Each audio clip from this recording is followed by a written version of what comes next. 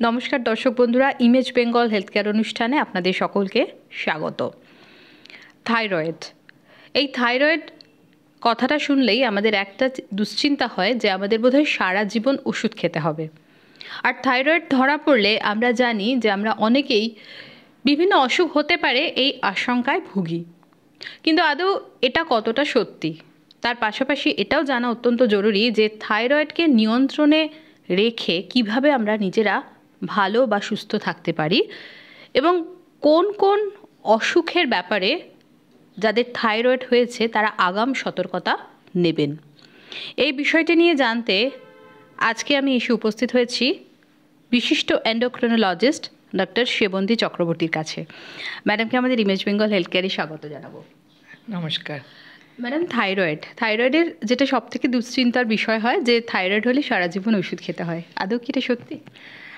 এটা সম্পূর্ণ সত্যি নয়। হ্যাঁ, এবার থাইরয়েড কী ধরনের থাইরয়েড হয়েছে তার উপর ডিপেন্ড করে। এবার আমরা যেটা কমনলি দেখি হাইপোথাইরয়েডিজম, সেটা নিয়ে প্রথমে আলোচনা করছে। এবার হাইপোথাইরয়েড মানে মোটা হওয়ার থাইরয়েড। সেখানে সাধারণত কি পাওয়া যায় যে একজন মানুষের T4 কমে যাচ্ছে, TSH বেড়ে যাচ্ছে। এখন এই টেস্ট এবং প্যাকেজ টেস্টের জমানায় আমরা প্রায় থাইরয়েড মাইল্ড বেড়ে আছে রিপোর্ট নিয়ে পেশেন্টদের আসতে দেখি, কিন্তু সবারই কিন্তু ওষুধ দরকার হয় না। যদি কেউ ওবেসিটির দ্বারা আক্রান্ত হন, একটু মোটা হন বা BMI 25 বা 30-এর ওপর বেড়ে যাচ্ছে, তাদের TSH মাইল্ড 7-8 হতেই পারে, কিন্তু তাদের সকলের ওষুধের দরকার নেই। থাইরয়েডের ওষুধ কাদের দরকার? যদি TSH বেড়ে আসে 10-এর ওপর, বা যদি কারুর একটা অন্য টেস্ট টিপিও অ্যান্টিবডি আমরা করতে দিই, সেটা পজিটিভ থাকে, যদি গলায় কারোর সোয়েলিং হয়, গয়টার বলি যাকে, বা যদি কেউ পিরিয়ড ইরেগুলারিটিতে ভুগছেন এবং আমরা অন্য কোনো কারণ খুঁজে পাইনি সেটার, তাদের, এবং যাদের ধরুন চেষ্টা করছেন কিন্তু বাচ্চা আসছে না, তাদের TSH মাইল্ড বেশি, তাদের ট্রিটমেন্ট করা দরকার। কিন্তু আপনি রুটিন টেস্টে আপনি থাইরয়েড 5 বা 6 পেয়েছেন, আপনার কিন্তু সারা জীবন ওষুধের আদৌ দরকার নেই। সারা জীবন ওষুধ তাদেরই দরকার যাদের আমরা বলি প্রাইমারি হাইপোথাইরয়েড, মানে যাদের TSH অনেকটা বেশি, বা যাদের টিপিও অ্যান্টিবডি পজিটিভ, বা যাদের ধরুন পোস্ট সার্জারি বা পোস্ট রেডিয়েশন হাইপোথাইরয়েড। যখন TSH অতিরিক্ত মাত্রায় আসে তাদেরই সারা জীবন ওষুধ খেতে হয়। এবং থাইরয়েডে খাওয়া নিয়েও একটা মানুষের, ওষুধ তো খেলাম, আমি এই ছেড়ে দিলাম, বাঁধাকপি ছেড়ে দিলাম, ফুলকপি ছেড়ে দিলাম, টমেটো ছেড়ে দিলাম, এত কিছু কিন্তু ছাড়ার দরকার নেই। বর্তমান সায়েন্স দেখিয়েছে কিছু কিছু খাবারই শুধু থাইরয়েডের ওষুধকে কাজ করতে দেয় না, তার মধ্যে সয়াবিন এবং পেঁপে অন্যতম। এইগুলো ওষুধ খাওয়ার 4 ঘন্টার মধ্যে না খেলেই ভালো, সন্ধ্যের দিকে খেতে পারেন। থাইরয়েডের ওষুধটা নিয়ম করে মনে করে সকালে খালি পেটে চায়েরও 1 ঘন্টা আগে খাওয়া উচিত। থাইরয়েডের ওষুধ খাচ্ছেন কিন্তু থাইরয়েড কন্ট্রোল হচ্ছে না, ধীরে ধীরে বেড়েই যাচ্ছে, সেক্ষেত্রে আমরা যখন হিস্ট্রি নিই, প্রথমে দেখি এরকম কিছু ইন্টারফিয়ারিং ফুড আছে কি না, দ্বিতীয় দেখি যে কিছু ওষুধ থাইরয়েডের ওষুধকে কাজ করতে আনে না, যেমন গ্যাসের ওষুধ, আয়রনের ওষুধ, ক্যালসিয়ামের ওষুধ। গ্যাসের ওষুধ আমাদের দেশে যেহেতু ওভার দ্য কাউন্টার পাওয়া যায়, সকলে মুরগির মতো খাবার না খান গ্যাসের ওষুধ খেয়ে যাচ্ছেন, এবং থাইরয়েড এবং গ্যাসের ওষুধ প্রায়শই একসাথে খান, সেক্ষেত্রে TSH বেড়ে যাচ্ছে, তার বডি ওয়েটের থেকে অনেক বেশি ডোজ লাগছে, কিন্তু থাইরয়েড কন্ট্রোল হচ্ছে না। মনে রাখতে হবে, যদি গ্যাসের ওষুধ, আয়রনের ওষুধ, ক্যালসিয়ামের ওষুধ, এই 3টে ওষুধ চলে, থাইরয়েডের ওষুধ এবং সেই ওষুধগুলোর মধ্যে 3 থেকে 4 ঘন্টার গ্যাপ রাখা জরুরি। তা আমি আমার পেশেন্টদের যেটা বলি যে সকালে ঘুম চোখ খুলেই ওষুধটা খেয়ে না হয় আরেকটু ঘুম দিয়ে নিলেন, কিন্তু গ্যাপটা যাতে অন্য ওষুধের সাথে 3 থেকে 4 ঘন্টা এবং চায়ের সাথে থাকে, এবং ওষুধের স্টোরেজটাও ইম্পর্টেন্ট। ওষুধটা কখনো জানলায়, যেখানে রোদ আসছে সেখানে রাখবেন না, কারণ এই ট্যাবলেটগুলো ফোটো সেন্সিটিভ এবং টেম্পারেচার সেন্সিটিভ, যেমন এসির নিচে, ফ্রিজের ওপরে, মাইক্রোওয়েভের ওপরে বা টিভির তলায় রাখলেও ওষুধের বাক্সগুলো ডিন্যাচার্ড হয়ে যায়। তাই এই কয়েকটা জিনিস মনে রাখলে, এবং ডাক্তার যেরকমভাবে বলছে ওষুধ খেলে থাইরয়েড কন্ট্রোলে হয়ে যায়। শুধু সেই পেশেন্টদের থাইরয়েডের ওষুধ বন্ধ করা যায় যাদের আমরা প্রেগন্যান্সিতে mild subclinical hypothyroid. Subclinical hypothyroid বলতে কী বোঝে? যে পেশেন্ট প্রেগনেন্ট হয়েছে, তার TSH 4-এর বেশি, তখন তাদের ট্রিটমেন্ট দিই, বা TSH 2.5-এর বেশি সঙ্গে TPO অ্যান্টিবডি পজিটিভ। এই গ্রুপ অফ পেশেন্টসের পোস্ট ডেলিভারি অনেক সময় ওষুধ লাগে না এবং বন্ধ করে দিই।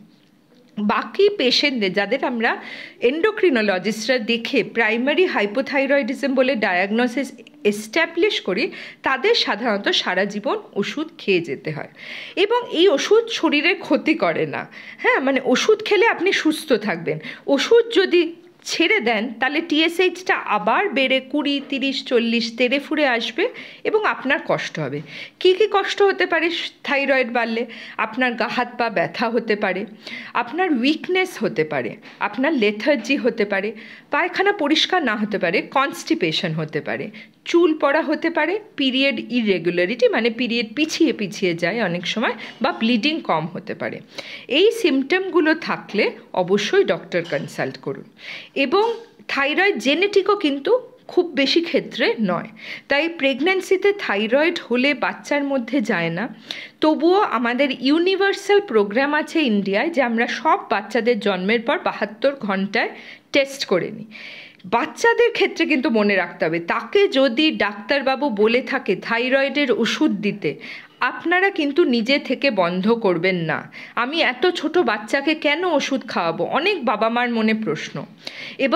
এবং যাদের কনজেনিটাল হাইপোথাইরয়েড, যেটা স্ট্রাকচারাল মানে থাইরয়েড গ্ল্যান্ডটা তৈরি হয়নি বা এনজাইম ডিফেক্টে হয়, তাদের আমরা ওষুধ শুরু করে দিই। যাদের হয়তো মাইল্ড বেড়েছে, মানে TSHটা 6-এর বেশি কিন্তু 20-র কম, তাদের ক্ষেত্রে আমরা বলি প্রথম 3 বছর বাচ্চার ব্রেইন ডেভেলপমেন্ট হচ্ছে, এই 3 বছর কিন্তু ওষুধ বন্ধ করার রিস্ক নেব না। 3 বছর হয়ে গেলে বাচ্চার, তখন আমরা টেস্ট করে দেখি যে তার লাইফ লং ওষুধ খাওয়ার দরকার কিনা, তার জন্য কিছু আলট্রাসাউন্ড, স্ক্যান এগুলো আছে। বাচ্চাদের ক্ষেত্রে থাইরয়েডের ওষুধ সঠিক না দিলে তাদের ডেভেলপমেন্ট হয় না। সেকেন্ড একটা এজ গ্রুপ অফ বাচ্চা আছে পিউবার্টি, যে বাচ্চার অন্য ক্লাসে সবার পিউবার্টি অনসেট মানে পিরিয়ড শুরু হয়ে গেছে, কিন্তু তারা হাইটে বাড়ছে না বা ওজন খুব বেশি বেড়ে গেছে। হ্যাঁ, সেক্ষেত্রেও অনেক সময় ডিলেড পিউবার্টির ক্ষেত্রেও আমরা থাইরয়েড টেস্ট করে দেখি এবং প্রাইমারি হাইপোথাইরয়েড ধরা পড়লে তাদের লাইফ লং ওষুধ চলে। আর আজকালকার দিনে ঘরে ঘরে পলিসিস্টিক ওভেরিয়ান সিনড্রোম, মেয়েরা পিরিয়ড ইরেগুলারিটি নিয়ে আসছে, কিন্তু পলিসিস্টিক ওভেরিয়ান সিনড্রোম হচ্ছে আমাদের ডায়াগনোসিস অফ এক্সক্লুশন, মানে আমাদের থাইরয়েড, প্রোল্যাকটিন আরও কিছু কিছু অসুখ রুল আউট করে তবে পলিসিস্টিক ওভেরিয়ান সিনড্রোমের চিকিৎসা করা হয়। তাই থাইরয়েড অসুখ হলে আপনি অবশ্যই একজন এন্ডোক্রিনোলজিস্ট কনসাল্ট করবেন। তার গাইডেন্সে কখন ওষুধ খাওয়া উচিত, কখন ডোজ বাড়ানো উচিত, কখন কমানো উচিত, সেটা ঠিক করবেন। এবং সাধারণত দেখা গেছে ওজন 1 থাকলে একই ডোজ চলে এবং বছরে একবার টেস্ট করলেই হয়ে যায়। ঠিক আছে, এইগুলো ফলো করলে থাইরয়েড প্রবলেম নয়। আরেকটা যেটা হয় রোগা হওয়ার থাইরয়েড, হাইপার থাইরয়েড, যেখানে হার্ট রেট বেড়ে যায়, হাত কাঁপে বা চোখ বেরিয়ে আসে। এই থাইরয়েডগুলি ভবিষ্যতে হার্ট ফেইলিয়ার বা বোনে অস্টিওপোরোসিসের লিড করতে পারে। হাইপোথাইরয়েডে খুব বেশি আনকন্ট্রোলড হলে ব্রেইন ডেভেলপমেন্টে বাচ্চাদের প্রবলেম, বড়দের একটা হার্টে পেরিকার্ডিয়াল এফিউশন বলে হয় কোনো কোনো ক্ষেত্রে, কিন্তু ম্যাক্সিমাম ট্রিটেড হাইপোথাইরয়েডে এটা দেখা যায় না। যদি ডায়াবেটিস থাইরয়েড একসাথে থাকে এবং থাইরয়েডটা আনট্রিটেড থাকে, তাহলে ওষুধ দিলেও কাজ হয় না, কারণ ইনসুলিন রেজিস্ট্যান্স বাড়িয়ে দেয় হাইপোথাইরয়েডিজম। তাই যেরকম যেরকম অসুখ হচ্ছে, আপনাকে ডাক্তারবাবুরা যেরকম চিকিৎসা করছে, নিজেরা মেনে চলুন, আশা করি তাতে প্রবলেম হবে না। ম্যাডাম, আপনাকে একটা প্রশ্ন করব, যে থাইরয়েড এবং ডায়াবেটিস এর সাথে কি কোনো যোগাযোগ রয়েছে? হাইপোথাইরয়েডিজম আমাদের শরীরে ইনসুলিন রেজিস্ট্যান্সটা বাড়িয়ে দেয় এবং ইনসুলিন রেজিস্ট্যান্সের জন্যই টাইপ 2 ডায়াবেটিস হয়। তাই সেক্ষেত্রে বলা যায় হাইপোথাইরয়েডিজম আপনার একটা রিস্ক ফ্যাক্টর হতে পারে টাইপ 2 ডায়াবেটিসটা আগে আনার জন্য। আদারওয়াইজ আমরা থাইরয়েড যেটা মেইনলি দেখি সেটা অটোইমিউন হাইপোথাইরয়েড হয়। টাইপ 2 ডায়াবেটিস যেটা বড় বয়সে হয় 30 বছরের পরে, সেটা ওবেসিটি এবং ইনসুলিন রেজিস্ট্যান্সের সাথে অ্যাসোসিয়েটেড। টাইপ 1 ডায়াবেটিসটা অটোইমিউন। বাচ্চা, সুগার আছে, যার ইনসুলিন লাগছে, তার কিন্তু থাইরয়েডও ধরা পড়তে পারে। হাইপোথাইরয়েড ইউজুয়ালি রিস্ক ফ্যাক্টরের জন্য আসে না। হাইপোথাইরয়েড কোনো এক বয়সে অনসেট হওয়ার থাকলে এটা মহিলাদের ক্ষেত্রে বেশি হয়, এবং মহিলা হিসেবে আমরা অটোইমিউন অসুখগুলোর প্রতি প্রোন থাকি। তাই সেই অটোইমিউনিটি যখন বেড়ে যায় তখন ফ্র্যাঙ্ক হাইপোথাইরয়েড নিয়ে প্রেজেন্ট করে। এবার যেটা মনে রাখতে হবে, আমরা এর জন্য টিপিও অ্যান্টিবডি টেস্ট দিই। এবার পেশেন্ট একটা রিপোর্ট দেখলো 1000, আমাদের কাছে কিন্তু ভ্যালুটা ইম্পর্টেন্ট নয়, আমরা টেস্টটা করতে দিচ্ছি কি কারণে থাইরয়েড হয়েছে বোঝার জন্য। এবার কারোর টিপিও অ্যান্টিবডি পজিটিভ এবং থাইরয়েড হয়েছে, তার গাঁটে গাঁটে ব্যথা হলো, তখন আমরা ভাবি যে এর অটোইমিউন আর্থ্রাইটিস হয়েছে। একটা অটোইমিউন ডিজিজ থাকলে অন্য অটোইমিউন ডিজিজগুলোর চান্স বেড়ে যায়, তাই সেইটা মাথায় রাখতে হবে। আপনি আপনার ফিজিশিয়ান বা ইন্টারনাল মেডিসিন স্পেশালিস্টের কাছে আপনার থাইরয়েড আছে কিনা সেই হিস্ট্রি অবশ্যই জানাবেন। পেশেন্টদের মধ্যে এটা প্রায় দেখে আজকে স্পেশালিস্টদের জমানায় তারা আধা ইনফরমেশন বলেন, আধা ইনফরমেশন বলেন না। আমরা কিন্তু প্রতিটি ডাক্তার সবাইকে হোলিস্টিক্যালি ট্রিট করি। তাই আপনি যখন থাইরয়েড দেখাতে আসছেন, আপনার গাঁটে ব্যথা আছে কিনা বা অন্য সিমটম আছে কিনা সুগার, সেটাও কিন্তু আমাকে জানানোটা জরুরি। একদমই। লাস্টে যেটা বলার, যে আপনি যেটা বললেন যে থাইরয়েডের ওষুধের মাত্রা এবং রক্তে যে যে উপাদানগুলোর কথা আপনি বললেন, এক্ষেত্রে একজন এন্ডোক্রিনোলজিস্টই একটা সঠিক মাত্রা নির্ধারণ করে ওষুধটা নির্ধারণ করতে পারেন। কিন্তু আমরা অনেক ক্ষেত্রে দেখে থাকি যে কোনো কারো যদি থাইরয়েড ধরা পড়লো, তাহলে তারা জেনারেল ফিজিশিয়ানের কাছেও ট্রিটমেন্ট করেন, এবং অনেক ক্ষেত্রে দেখা যায় যে হয়তো কারোর কমে যায়, কিন্তু অনেক ক্ষেত্রে সেটা বারবারই হয়ে যায়। কেন এটা এন্ডোক্রিনোলজিস্টের কাছে কেন যাওয়া দরকার? ওই প্রথম যখন যেমন বললাম TSH 10 না হলে আমরা এন্ডোক্রিনোলজিস্ট শুরু করি না। এবার একবার তাদের শুরু হয়ে গেল, মাইল্ড ওপর নিচ হচ্ছে, এরকম পেশেন্ট প্রায় আসে। হয়তো TSH 8-এ কোনো একজন ফিজিশিয়ান খুব হাই ডোজ শুরু করে দিয়েছে, এবার তার যেই নেমে গেল পুরোটাই বন্ধ করে দিল, আর সে ভবিষ্যতে টেস্ট করলো না, কিন্তু সে আসলে অটোইমিউন হাইপোথাইরয়েড। সে 2 বছর পরে ফ্র্যাঙ্ক অনেক বেশি সিমটমস নিয়ে প্রেজেন্ট করলো। হ্যাঁ, তাই জন্য TSH কত লেভেলে আমরা ট্রিটমেন্ট করব, কোন কোন কন্ডিশন থাকলে ট্রিটমেন্ট করব আর কোন কোন কন্ডিশনে আমি ট্রিটমেন্ট দেব না, এই ডিসিশনগুলো সাধারণত আমরা এন্ডোক্রিনোলজিস্টরাই নিই। তাই যেমন আজ সকালেই একজন, উনি ফিজিশিয়ানই, উনি আমাকে ওনার ছেলের রিপোর্ট পাঠালেন। ওনার ছেলে 9 বছর বয়স, TSH 8, তার কি ট্রিটমেন্ট জরুরি? এবার আমি ওনাকে বললাম যে ধরুন ওনার অ্যান্টিবডি করে দেখব, বাচ্চাটি নিয়ে এসে বাচ্চাটার হাইট দেখব এবং বাচ্চাটার ওয়েট। আমাদের কিছু হাইট পার্সেন্টাইল চার্ট আছে, ওয়েট পার্সেন্টাইল চার্ট। বাচ্চার যদি হাইট ল্যাগ আছে বা অ্যান্টিবডি পজিটিভ আছে তবেই তাকে ট্রিটমেন্ট দেব, নইলে তাকে ট্রিটমেন্ট দেব না। তাই এই যে কতখানিক ডোজ বাড়ানো উচিত বা কতখানিক, আমরা যারা এন্ডোক্রিনোলজিস্টরা থাইরয়েড ট্রিট করি তারা ইউজুয়ালি টার্গেট রাখি TSH 1 থেকে 3-র মধ্যে রাখা, বা 0.9 থেকে 2.5 এরকম গাইডলাইন্সে বলা আছে। সেটি থাকলে আমাদের ডোজ বাড়ানোর বা কমানোর দরকার পড়ে না।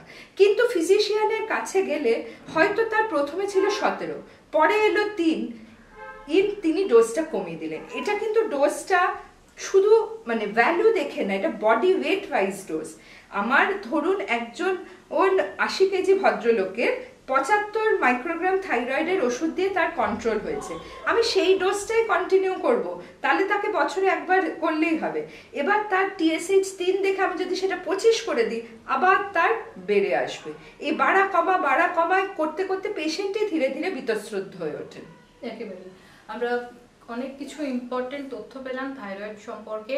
এই তথ্যগুলো কিন্তু আমাদের অত্যন্ত গুরুত্বপূর্ণভাবে ভাবতে হবে এবং জানতে হবে, এবং যাদের থাইরয়েড হয়েছে তাদের অবশ্যই কিন্তু একজন এন্ডোক্রিনোলজিস্টের পরামর্শ গ্রহণ করে তবেই কিন্তু চিকিৎসা করতে হবে, না হলে কিন্তু পরবর্তীকালে সেই থাইরয়েড একটা অন্য চেহারা নিতে পারে। ম্যাডামকে ধন্যবাদ আমাদের সঙ্গে এতটা সময় দেওয়ার জন্য। আপনারা সকলে সুস্থ থাকুন, ভালো থাকুন, নমস্কার।